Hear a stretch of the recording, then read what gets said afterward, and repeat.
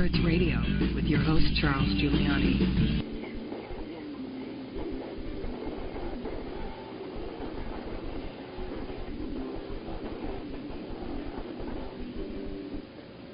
Okay, welcome everyone to the Truth Hertz Radio Show. This is your host, Charles Giuliani. I have an interesting topic today lined up for you. We're not just going to be dealing with politics on this show. Sometimes, just for the sake of maintaining my sanity, I have to get away from that depressing and disgusting subject. Not to mention I'm fascinated with a great many different unusual, off-the-wall, bizarre subjects, and certainly that's what we're going to be talking about tonight. I call it the sacred geometry of the planets. We're going to be talking about bizarre correlations that exist numerically between the orbits of the planets and their moons throughout our solar system. Very interesting, bizarre, coincidental connections. Maybe they're not coincidence, who knows? So we'll be talking about that in just a moment. It's just one of those weird things that makes you go, makes you wonder why, how this arrangement had come about. Before I get into that, I just want to mention real quickly here, if anyone is interested in reading any of my books, I've got one called The New World Disorder, which is kind of like a history lesson of how we got in the mess that we're in today. And it also projects into the future where we're going to be going, where certainly we will go if the people don't wake up, not only in this country, but in the world, because what's happening in the world today doesn't just affect certain countries. It's a global scale problem we're dealing with, for the financial crisis, for example. It's not just affecting America, it's affecting the whole world. And we're all going to wind up in one big rotten mess. We're pretty much in a rotten mess now, but it's going to get a lot worse if people don't wake up and realize that the leaders are not operating in their interest anymore. We have to wake up to what's going on. So anyway, that's what that book deals with, The New World Disorder. I have another one called Piercing the Fog of 9/11. I delve into some of the inconsistencies and contradictions with the official 9/11 story, and I discuss some alternative viewpoints on what went on that day and why it actually happened and who actually did it. Like so many other things in our modern world, there's something else that goes on behind the scenes that the general public is not privy to. And much of that is due to the fact that our media is not very honest with us. Our media answers to those who sign their checks, and those who sign their checks don't have our interests in mind, unfortunately. So that's what that book deals with. I have another one called An Alternative View of the Distant Past, which is totally fascinating. It doesn't deal with politics at all. It deals with, just as its title implies, an alternative view of ancient history. I talk therein about, and I'll be covering a lot of these subjects on future shows here on the Paranormal Radio Network, such things as catastrophism, how the Earth in the past has suffered major calamities. And, a lot of ancient records from around the world record such occurrences. We have, for example, flood legends from around the world of a tremendous flood that occurred. My argument is that the Earth was struck by probably an asteroid or a comet at some point in the distant past, and it set the whole planet topsy-turvy. And then I discuss from there what happened since the flood. Man started to replenish the Earth and spread abroad and reestablish communities and trading networks, and the Earth had to be surveyed, for damage assessment and to find out where all of the natural resources could be located, because the whole planet's surface was reworked. And so you can trace this through legend, through some of the ancient mythologies that preserve these stories, and you can also trace it through the archaeological record. I talk about advanced technology in the distant past in that work. I talk about what is called diffusionism, the idea that all ancient cultures had, dispersed around the globe and left traces of themselves everywhere they went. I focus particularly on the Americas, because the Americas are believed by most historians and anthropologists to have been isolated from the rest of the world until Columbus, essentially. They agree there might have been a few exceptions, through the land bridge, and they believe that the Norse had reached Newfoundland. They actually found a Norse settlement up in northern Canada, which dates to about 1000 AD. 500 years or so before Columbus. But other than that, they deny that the ancients had reached the Americas, but I demonstrate with a wealth of physical, archaeological, as well as ancient literary evidence that just about every ancient culture from around the world had visited the Americas long before Columbus, going back many thousands of years. The Egyptians were here, the Babylonians, the Sumerians, the Greeks, the Romans, the Hebrews, of course the Norse, and the Celts, you name it, on and on it goes. The Chinese, they left their fingerprints all over the place in many different ways, even skeletal remains that show evidence of these foreigners having been here. So anyway, that's just some of the examples of what I deal with in this book, The Alternative View of the Distant Past. So if anyone's interested in reading any of those books, and I've got others available as well, you can just go to Lulu, that's LULU.com, and when you're there, just type my name in, Charles Giuliani, Giuliani, and you'll see all the books, the titles that I have available. Within the next month or so, and I'll announce when that comes about, 3 of my books, in fact the 3 I just mentioned, you'll actually be able to get through Amazon and or Barnes & Noble or any other major book distributor. I've submitted them for publication. They have ISBN numbers, so they will be available within the next month or so, later this month or early next month. So I'll let you know when that happens, so you don't have to go to Lulu. You can just order them directly through a major book distributor. Anyway, with that said, let's get on with our topic for this evening. Very important, very interesting, mind-blowing discussion here. As I said, there are many fascinating mathematical interrelationships that exist in the motions of the planets and their moons, which captured the attention of the ancients, causing them to conclude that these correlations amounted to, quote, sacred geometry, if you will, or indications of the handiwork of God or the gods. But regardless what they indicate, they nevertheless are very tantalizing to make note of. So let's take a look at some of the more well-known examples. There's even more than what I cover in these notes, but we'll look at some of the highlights here. It's a fascinating subject. I hope this will inspire some of the listeners anyway to look into this some more. In fact, if you find some other things that I missed that I won't be covering, feel free to email me. I'd love to find out anything that you've discovered. My email is truthhertzradio@aol.com, and you spell Hertz like megahertz, Hertz. Again, that's truthhertzradio@aol.com. And by the way, if you want the transcripts for this show, most likely I've got quite a bit of material here. I won't have time to cover it all. I'll try to get to the most important points. But if you'd like the transcripts, especially where I won't be able probably to cover most of this, you'll have all the information there for yourself. Just feel free to drop me an email, and I can send you the transcripts for this show as an attachment file. And that applies with any show, by the way.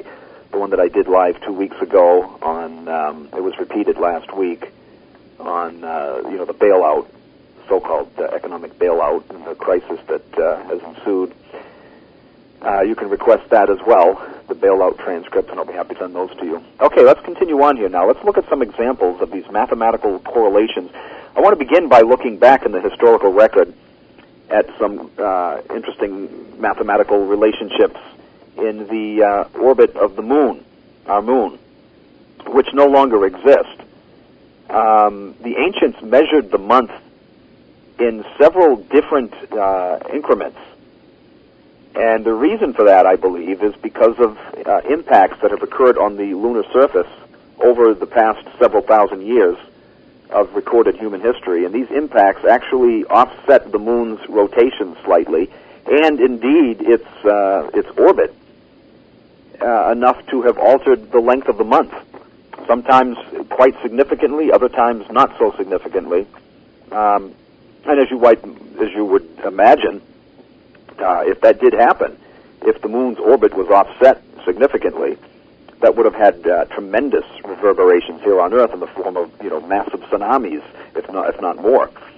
And we do have evidence of that. Again, I won't have time to cover that today, but that information is found in my book, An Alternative View of the Distant Past. I go into that in substantial detail, documenting with both physical, archaeological, and ancient record evidence that there were such impacts on the lunar surface. There were some that were even witnessed and recorded in ancient records.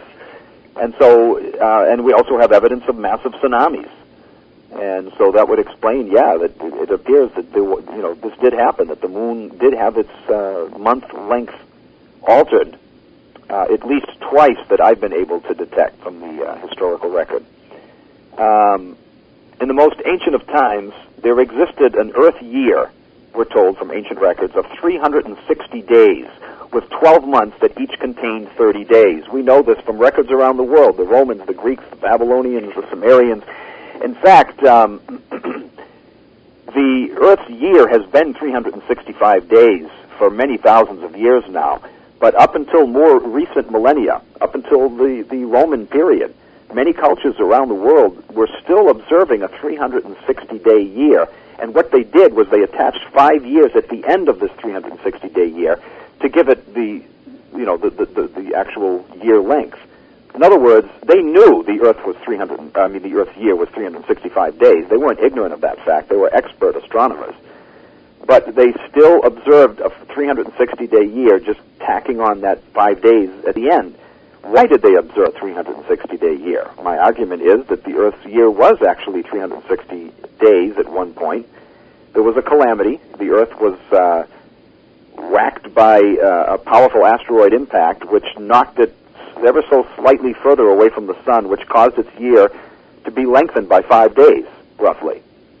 5.2422 to be exact. The Earth's year isn't exactly 365 days. But it's interesting. There was an effort on the part of the ancients to maintain that tradition, to keep that 360-day calendar year, and they did for quite some time. This is, by the way, where we get our circle of 360 degrees, for example. It comes from this ancient reckoning of the year, and the Earth completing a 360-degree turn or orbit around the sun, hence the 360 days.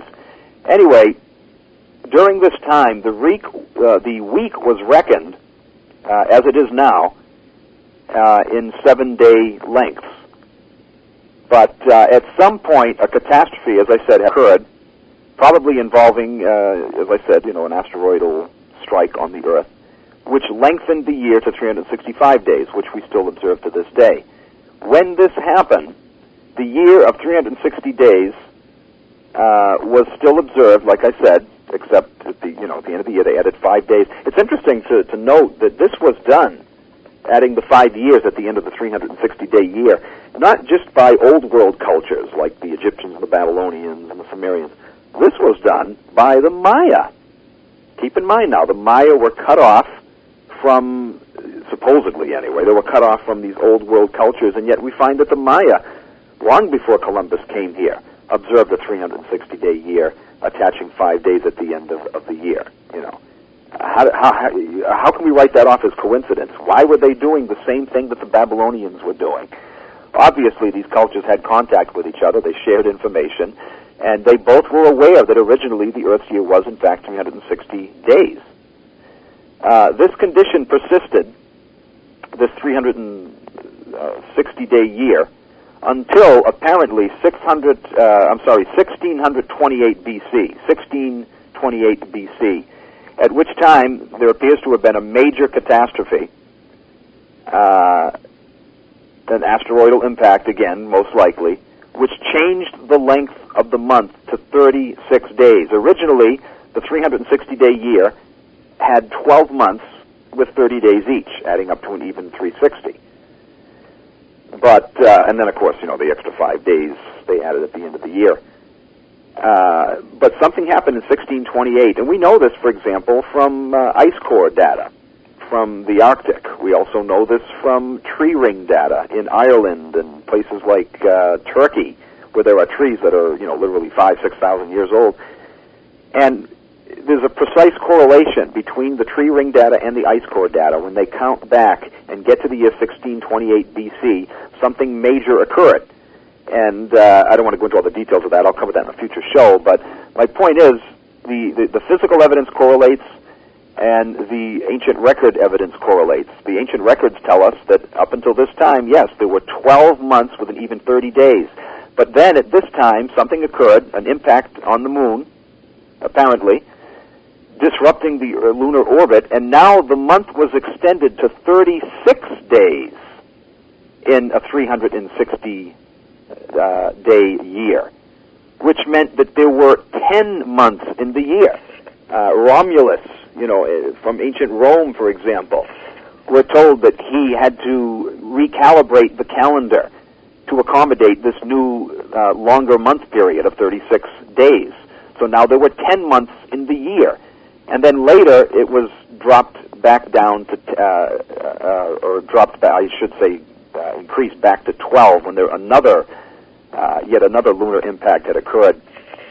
But the point I'm trying to make here with these impacts, and I'll skip the details. Again, if you want, you can request the notes because time's running by and I want to get to some other issues. But if you want the details of this, you can email me. I'll send you the transcripts. But if you want to go into it in even more detail, as I said, the book, An Alternative View of the Distant Past, goes into this in quite a bit of detail. And like I said, on future shows, I'll be delving into this matter in much more detail. But it's very fascinating. Some people might say, oh, come on, that's just legend. How can you draw factual information from legends? Well, guess what? It doesn't matter which culture. And by the way, these facts I'm relating aren't just relayed in legends. There's a lot of ancient documents that relay these things as point of fact. They're not flavoring them with hyperbole and other fancy talk that is usually associated with, mythology and legends. Some of them are quite scientific sounding.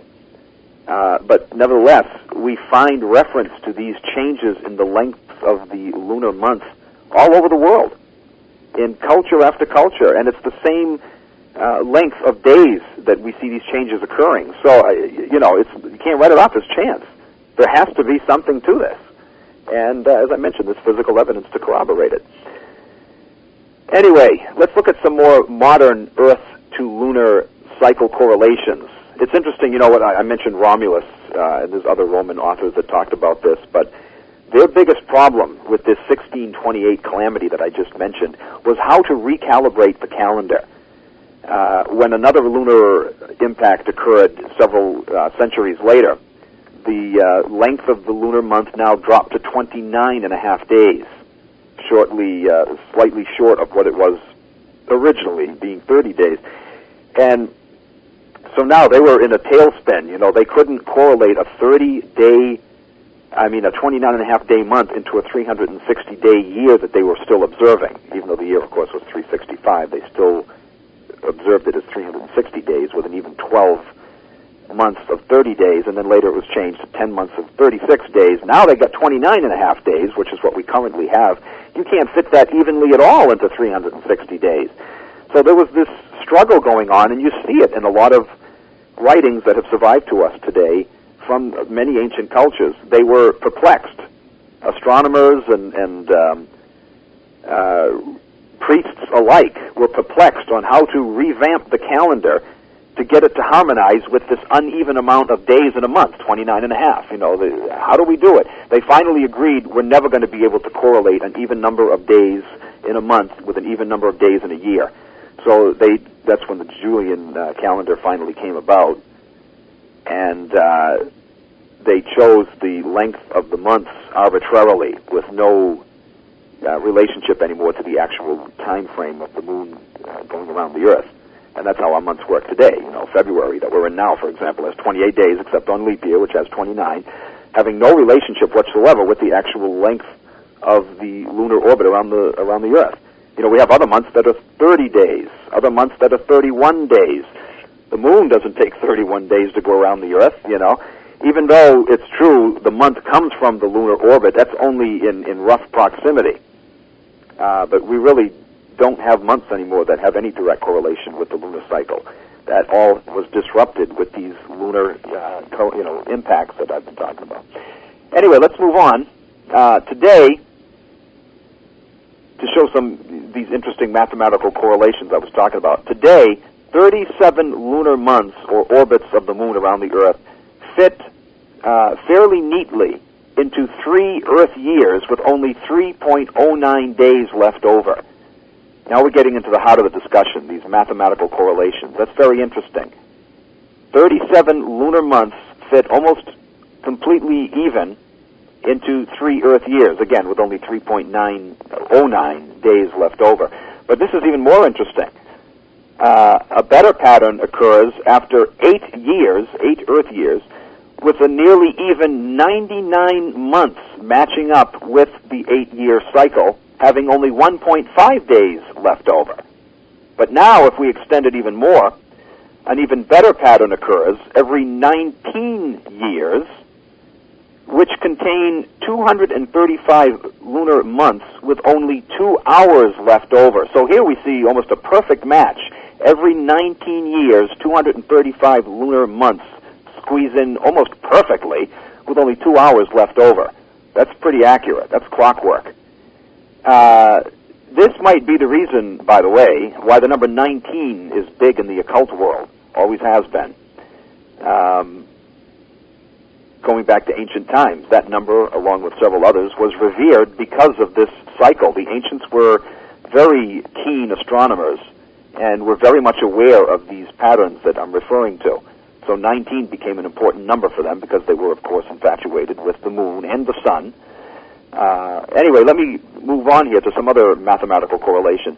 The moon's day-year synchronicity is very interesting. Our moon orbits the Earth in the exact same amount of time that it revolves on its axis, which is why it always presents, the same face toward the Earth. This is known as a synchronous rotation. Here we find the origin of the term dark side of the moon. Not that the other side of the moon actually is dark all the time. No, it's just that it never faces the Earth. It always faces away. That's where the term dark side comes from. But when the moon is in its new phase, the other side is completely illuminated. And so it's not dark in that sense of not having light. Again, it's just that we don't see it. But believe it or not, that's not unusual in the solar system, synchronous orbits like that. As a matter of fact, that's the norm.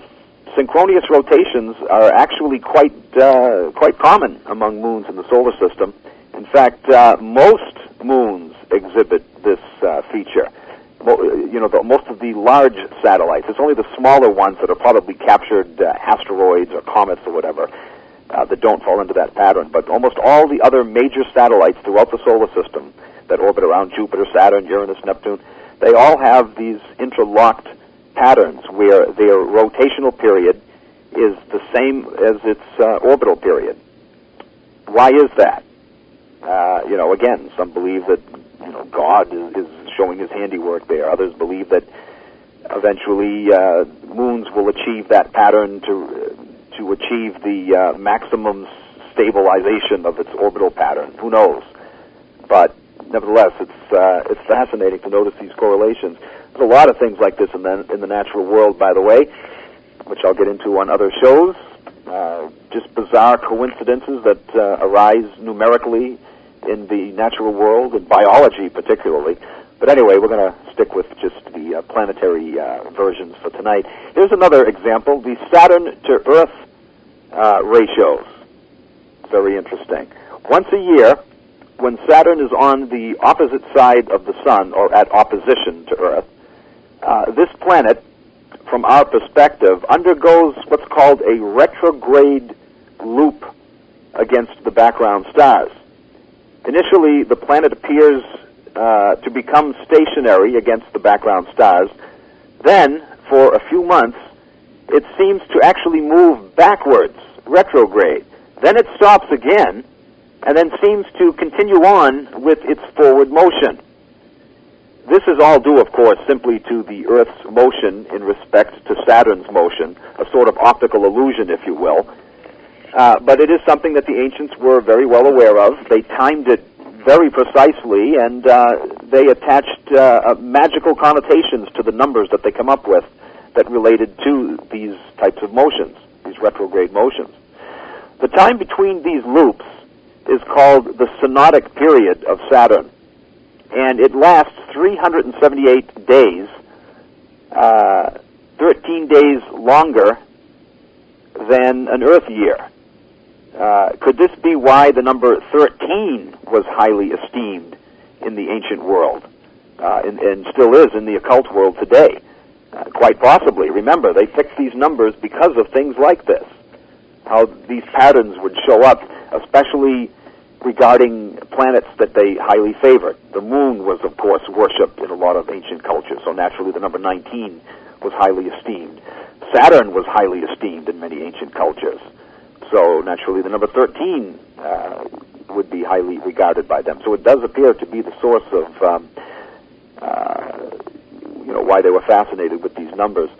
This Saturnian synodic process occurs every year, but it happens on the same day of the year only once every 29 years.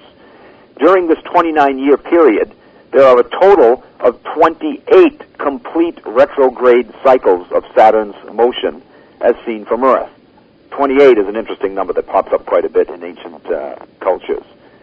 Many scholars believe that the Druid builders of Stonehenge, for example, were aware of this Saturnian period and had based their calendar around it. Stonehenge, for example, has 56 peg holes, which is simply 28 times 2, which is also linked with a lunar cycle that was very important to the Mayans. So notice, both these cultures were fascinated with both the moon and with Venus, and they seem to have incorporated these numbers into their religious practices and their astronomical alignments. Many other ancient cultures were also aware of the 28-day Saturnian synodic cycle and had also incorporated it into their religions and mythologies.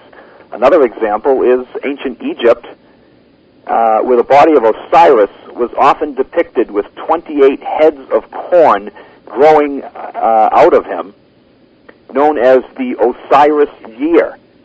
This is where this comes from. The ancients, once again, were very much aware of these cycles, kept an accurate record of them, and attached almost a magical connotation, to these numbers.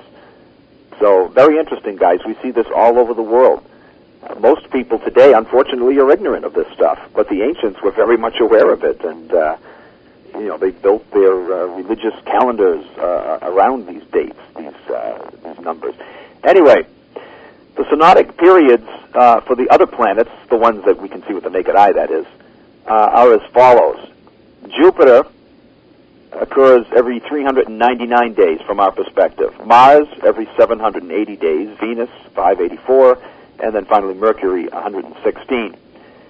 Let's move on now to talk about Jupiter and the Earth-Moon connection. There's some very interesting mathematical correlations here as well. 25 of Jupiter's synodic periods equal 27.321 Earth years.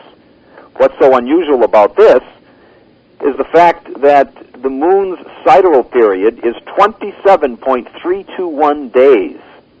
Isn't that interesting? Let me repeat that.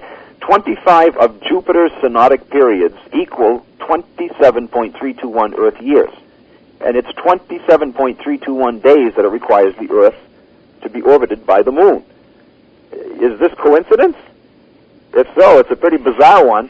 And if we're going to write that off as coincidence, what are we going to do with all the other coincidences that we're looking at tonight? After a while, when you see enough coincidences, you start to scratch your head and wonder, wow, what's going on here? This is bizarre. There are 365 lunar orbital periods in 25 Jupiterian synods, with an accuracy of 99.996, 365, which, of course, is how many days are currently in the Earth's year. 365 days in the Earth year, and also 365 lunar orbits in 25 Jupiter synods, Jupiter orbits. There are 25 orbits of Jupiter's moon Io, which equal out to 1.168 lunar orbits around the Earth. Now, those familiar with the golden ratio know that 1.168 is almost a magical number in the world of math. So anyway, actually it's 1.618, but nevertheless it's pretty close, frighteningly close. Various orbital resonances occur with the other planets. For example, we have a 2 to 3 ratio between Pluto and Neptune, which means that for every 2 orbits of Neptune around the Sun, for every 3 orbits of Neptune, Pluto goes around twice. There's a 2 to 4 ratio between Saturn's moons Tethys and Mimas. For every 2 orbits of Tethys, Mimas goes around Saturn 4 times. There's a 1 to 2 ratio between Dione and Enceladus, another 2 of Saturn's moons. A 3 to 4 ratio for Hyperion and Titan, 2 more of Saturn's moons. This is even more interesting, though. When we come to Jupiter, there's a 4 to 2 to 1 ratio between Io, Europa, and Ganymede. This means that for every 4 orbits of Io around Jupiter, the next moon out, Europa, goes around twice, and the next moon out from that, Ganymede, goes around once. So, as you move in from Ganymede into the orbit of Europa and then Io, the periods double. It goes from 1 to 2 to 4. The time period doubles for each moon. I mean, this is an astonishing and very precise arrangement, which, again, makes you wonder why, how, what lies behind this. Of those Saturn moons for which rotation rates are known, all but Phoebe and Hyperion rotate synchronously with their orbital periods. And these moons are very small and probably just represent captured asteroidal or cometary bodies. So all of the large moons of Saturn, and there's 7 of them, all of them are in this locked synchronous orbit, just like our moon is with Earth. It rotates at the same rate as it does, as it orbits. So 7 of Saturn's, big moons do the same. Many asteroids are also in resonant orbits, similar to this. For example, we have asteroid Hilda, which is in a 3 to 2 resonance with Jupiter, which means, of course, that Hilda completes 3 orbits for every 2 of Jupiter around the Sun. Hilda being a little closer to the Sun, the orbits are a little faster, so it's 3 to 2 compared with Jupiter. Then there's the Venus-Earth correlations. This is really interesting. Check this out. Venus's rotation is locked in resonance with the Earth. Its 243 Earth day rotation results in its rotating a full 4 times before it comes to its closest approach again to the Earth, at which time the same side of Venus always faces the Earth. In other words, every 4 orbits of Venus around the Sun, when that occurs, it's in conjunction with the Earth, and its same face faces toward the Earth every time. So somehow, the orbits of these 2 planets, Venus and Earth, are interlocked so that this same thing occurs every time. Venus's synodic looping period occurs every 1.615 Earth years, which is almost exactly the golden ratio I just mentioned a moment ago, which is 1.618. Notice we had a relationship with the Moon and Jupiter, 1.168, which is also fairly close, but this is even far closer. Venus's synodic looping period occurs every 1.615. That's an accuracy of 0.003. That's very, very accurate, close to the golden ratio. The golden ratio pops up all over the place. And for those who aren't familiar with that, well, that's something you'll either have to look up on your own or you can wait for a future show when I cover that. But the golden ratio is a fascinating subject that pops up all over the natural world. Anyway, so just for reiteration here, the orbits of Earth and Venus arrive at almost the same configuration after 8 Earth orbits and 13 Venus orbits. So every 8 years and every 13 years, they're in total opposition with each other. But always every 4 Venus orbits, the same face of Venus faces the Earth. So in other words, whenever the Earth comes its closest approach to Venus, we only get a view of the same side facing us. Of course, you can't view Venus's surface without radar anyway. It's covered in a heavy cloud cover, but nevertheless, the same physical side of the surface always faces the Earth every 4 rotations of Venus. Note that both 8 and 13 are Fibonacci numbers, and the ratio between them is roughly the golden ratio, 1.618. So those two numbers, 8 and 13, we just mentioned with Venus, are related to the golden ratio as well. Fascinating how this pops up all the time, all over the place. There are also an even 20 synodic Venusian periods in 32 Earth years. Another interesting mathematical correlation to make note of. Now let's look at some Mercurian curiosities, the planet Mercury. Mercury and Earth line up every 116 days, almost exactly 2 rotations of Mercury. For every 2 times Mercury goes around the Sun, it's lined up perfectly with Earth and the Sun. Mercury's rotational to orbital period is in a 3-to-2 resonance. So it rotates 3 times for every 2 times that it orbits the Sun. So even though it's not locked in like the Moon is, going around the Earth, it's still locked in a sense, in a 3-to-2 ratio. Very interesting. How about Mars's moons? Let's take a look at them. Mars's moons orbit at distances of 3 and 5 Martian diameters from the center of the planet. 3 for Phobos and 5 for Deimos. Again, this seems to be another interesting mathematical correlation. Precise measurements here. Why does this happen? We find it all throughout the solar system. Let's look now at some Jupiter and Saturn correlations here. There's several of those. Jupiter-Saturn conjunctions occur roughly every 20 years. However, for them to happen in the exact same spot in the sky as observed from Earth, a period of 60 years is required. Here's something else interesting to note. Suppose that the Sun is in opposition to the Saturn-Jupiter conjunction. After a full year of 365.2422 days has passed, plus an additional 12.848 days, the Sun will once again oppose Saturn. Another 20.78 days will bring the Sun in opposition to Jupiter. The ratio between these two figures, 12.848 and 20.78, is 1.618. Again, the golden ratio. You see how the golden ratio pops up all the time in these planetary mathematical formulas. Why? How? Again, if you're not familiar with the golden ratio, you need to become familiar with it. Just Google it.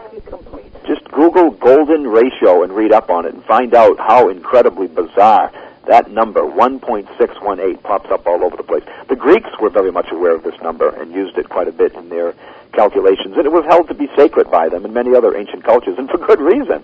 It's the mathematical formula of nature. It really is. It shows up everywhere.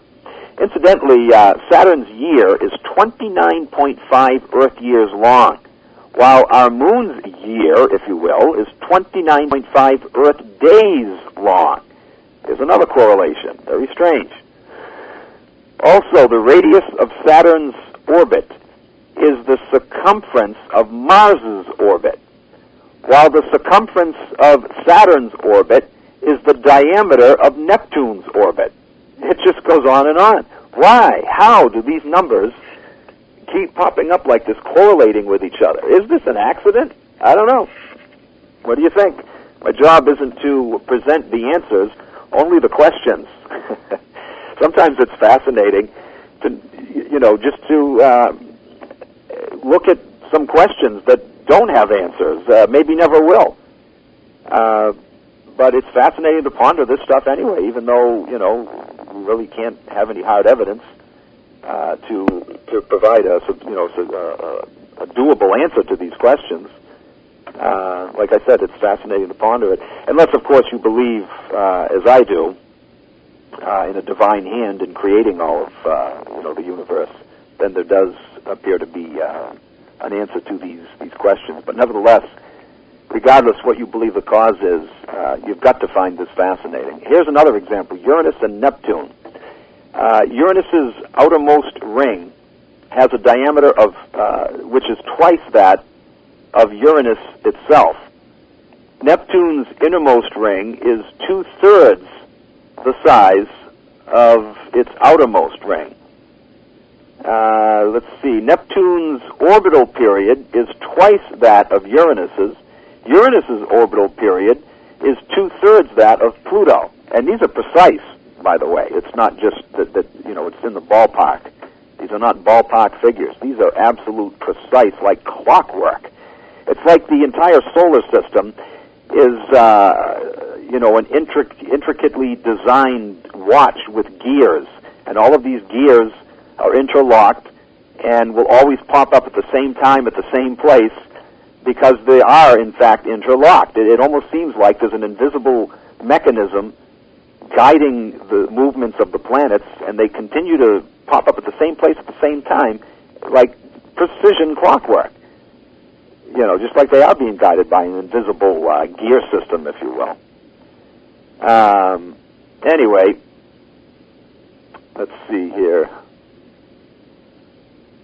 Okay, let's move on to near resonances.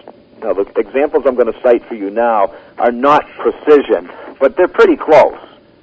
And they need to be made note of simply because these might represent precision correlations that existed in the past and no longer exist because perhaps, there was an asteroidal or cometary impact that offset the movements of these particular bodies slightly so that they're not locked in like they used to be. Or it might be that eventually these planets' orbits and rotations will stabilize and finally reach a point where they will be correlated the way that they're almost correlated now. Maybe they were disrupted in the past, lost that interlocking, but maybe it'll be reinstated over time because no orbit or rotation is stable over time. Everything's changing. The Earth has a precessionary wobble, for example. Its year cannot be entirely accurately measured as 365.2422 days. There's slight differences there, which is why you hear every so often that they add an additional second on to each, to 1 year here and 1 year there. It's because it's constantly has to be refined because the measurement of the Earth's year is not precise with how many days are in each year. That's why we have leap year for the same reason. Anyway, but let's look at some of these near mathematical precision correlations. We have a 9:23 ratio between Venus and Mercury, which means that Mercury orbits 23 times for every time that Venus orbits 9. Now, there's a slight overlap there. It's not exact 9:23. Very close, but not exact. There's a 1:3 near correlation between Mars and Venus. For every time that Mars goes around once around the Sun, Venus goes around 3 times. There's a 1:2 relationship between Mars and Earth.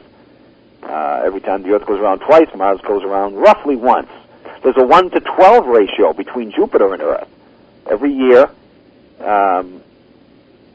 every 12 years, Jupiter goes around the Sun. It takes 12 of our years for it to go around the Sun. Almost a completely perfect match. There's a 2:5 ratio almost between Saturn and Jupiter. Saturn goes around twice for every 5 times Jupiter goes around. And there's a 1:7 or a near 1:7 ratio between Uranus and Jupiter. Once for Uranus, 7 times for Jupiter, roughly. A 7:20 ratio between Uranus and Saturn. A 5:28 ratio between Neptune and Saturn. And finally, a 1:2 ratio between Neptune and Uranus. Almost a perfect 1:2 ratio. Okay, now let's look at some moons in the solar system. We've been talking about planets quite a bit. Let's take a look at Mars's system. There's a 1:4, and this is accurate, by the way. This is precise. This isn't a near correlation. There's a 1:4 ratio between Deimos and Phobos, Mars's 2 moons, which means that for every 1 orbit of Deimos, there's 4 orbits of Phobos. And those moons cook. within just a few hours, you would see Phobos rise in the east and set in the west in just probably like 4 or 5 hours. It only takes about 10 hours, I believe, for that moon to go around Mars. So, I mean, you can sit there and literally watch it move. That's how fast it goes. In Jupiter's system, there's a 3 to 7 ratio between Callisto and Ganymede. 3 orbits for Callisto for every 7 of Ganymede. In Saturn's system, we have a 2 to 3 ratio between Enceladus and Mimas, 2 to 3 ratio between Dione and Tethys, 3 to 5 between Rhea and Dione, 2 to 7 between Titan and Rhea, and a 1 to 5 between Iapetus and Titan. These are all the large satellites of Saturn. Moving on to Uranus, we have similar correlations. A 1 to 3 between Umbriel and Miranda, 3 to 5 between Umbriel and Ariel, 1 to 2 between Titania and Umbriel, and finally a 2 to 3 between Oberon and Titania. So these mathematical correlations, again, are found all throughout the solar system, not just the planets, but among their moons as well. How do you explain this? It can't be coincidence. No matter how you choose to explain this, it's got to be beyond coincidence. There's just too many things like this. In Pluto's system, there's a 1 to 4 ratio between Nix and Charon, the 2 satellites of 2 of the 3 satellites of Pluto. There's a 1 to 6 between Hydra and Charon. Pluto actually has 3 satellites: Nix, Charon, and Hydra. Probably more. Who knows? We'll be finding out, if not before then, by 2015, if the world doesn't explode between now and then. Because NASA has a spacecraft en route to Pluto that's going to reach there by 2015. And when that happens, that's the last of the planets, if you still consider Pluto a planet, of course. It's pretty much been demoted now to the realm of a comet or an asteroid, very large one, but not really a planet. But nevertheless, that's the last major solar system body that has not yet been explored close up via spacecraft. So by 2015, that will, of course, change. Anyway, let me continue on here. There's a few more important points I want to cover. This is interesting. Talking about mathematical correlations between the planets. This one involves the distances of the planets from the Sun, not so much their orbital periods or rotational periods. But nevertheless, there is an interesting correlation here. It's called Bode's Law, or the Titus-Bode Law, or rule. And it's the observation that orbits of planets in our solar system follow a simple mathematical rule, and quite closely at that. It was discovered in 1766 by Johannes Daniel Titus, and it was published without attribution in 1772 by Johannes Albert Bode, thus the name, Titus-Bode Law. The law relates the semi-major axis, A, of each planet outward from the Sun in units such that the Earth's semi-major axis, which equals 10, renders this mathematical formula: A equals n plus 4, where n, of course, equals 0, 3, 6, 12, 24, 48, and so on. The resulting values can be divided by 10 to convert them into astronomical units, or AU, which, of course, is the Earth's distance from the Sun. It sounds a little complicated, but if you request the notes, I have it all laid out, and you can check this out.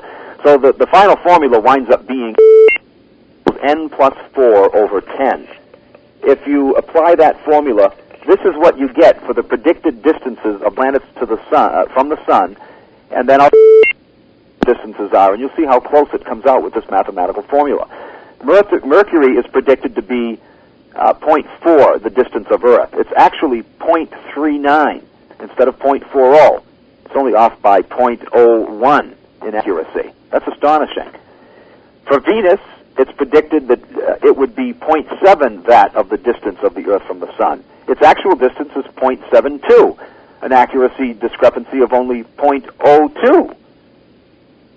Think of this. This is incredible. This mathematical formula seems to work pretty accurately with all the planets. Of course, Earth would be one in both cases, the predicted and the actual.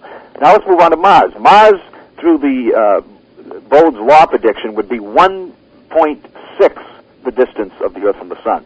Its actual distance is 1.52. It's pretty accurate. For Ceres, which is a major asteroid, Ceres 1, to be more specific, 2.8. This represents, of course, the asteroid belt. We get 2.8. The actual distance is 2.77, an accuracy of 0.03. For Jupiter, the predicted, using that mathematical formula, the predicted distance would be 5.2. It's actually 5.2, precisely. For Saturn, 10.0. Its actual distance, 9.4. Predicted for Venus, 19.6. It's actually 19.2, very close. Finally, for Neptune, 38.8. The actual distance, 38.06. That's the one that's most inaccurate, and even at that, it's not that bad, but that's probably because Neptune's orbit has been tampered with over the centuries, the millennia. We know this because to the day, Neptune is being tugged by some known force, which has caused some people to believe that there's still a yet undiscovered planet X somewhere beyond Neptune, whose powerful gravity is... But it's possible that Neptune in the past was even more accurate according to this Bode's law, and did more precisely fit it. Once again, it helps to have these figures in front of you over the airwaves to get it to really sink in and gel, so I want to encourage anyone who's interested in this to email me once again at truthhertzradio@aol.com, spell Hertz, Hertz, and I'll be happy to send that to you. Okay, anyway, we got to end the show for tonight, folks. I hope you enjoyed it. It's fascinating stuff. Have a good week, and I'll catch you next week with another fascinating topic. Until then, take care. Bye-bye.